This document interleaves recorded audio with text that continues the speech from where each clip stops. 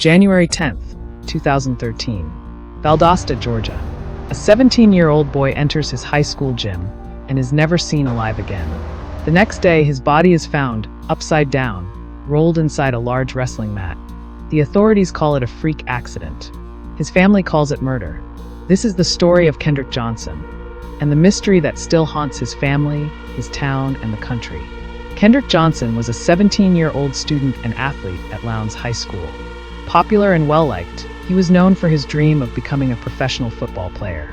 On January 10th, 2013, Kendrick went to school like any normal day.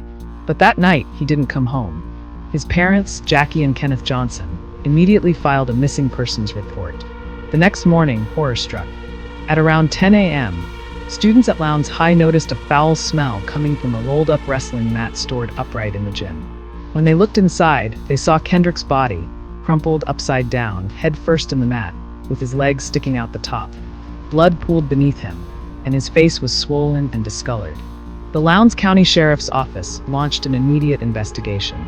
Within hours, they reached a conclusion. Kendrick had dropped a shoe inside the mat and, while reaching in to get it, became trapped and died of accidental positional asphyxia. But Kendrick's family didn't buy the explanation. Kendrick stood over 6 feet tall. The opening in the mat was just 14 inches wide. How could someone his size fall in head first and get stuck while trying to retrieve a shoe? And why were his shoes found beside his body, rather than beneath it? More disturbing details began to emerge.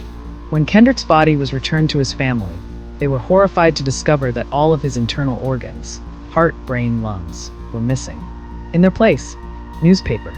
The funeral home claimed the organs had been destroyed due to natural decomposition, but the explanation made little sense to the Johnsons.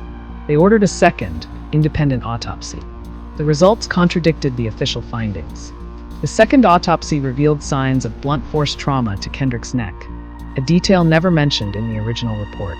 This suggested he had suffered an injury before being placed in the mat. Suspicion deepened. What raised even more questions was the school's surveillance footage.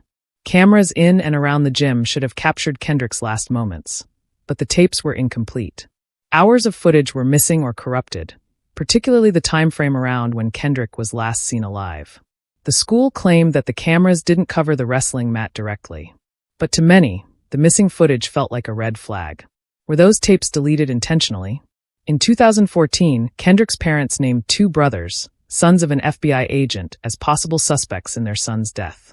They believed Kendrick had been involved in an earlier altercation with one of the boys, and that the death may have been revenge, a theory bolstered by what they felt was a rushed and flawed investigation. The brothers denied any involvement. No charges were filed, and the case remained closed. Years later, amid national protests over racial injustice, Kendrick's case resurfaced. Public pressure led to a reopening of the investigation in 2021.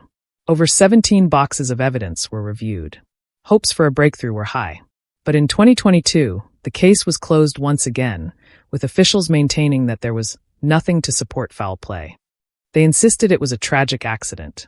The Johnson family remains unconvinced.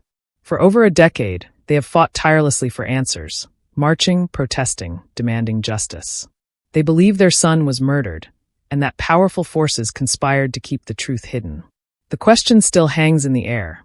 What really happened to Kendrick Johnson? Until real answers come, one thing is certain. This case is far from forgotten. And Kendrick's story isn't over.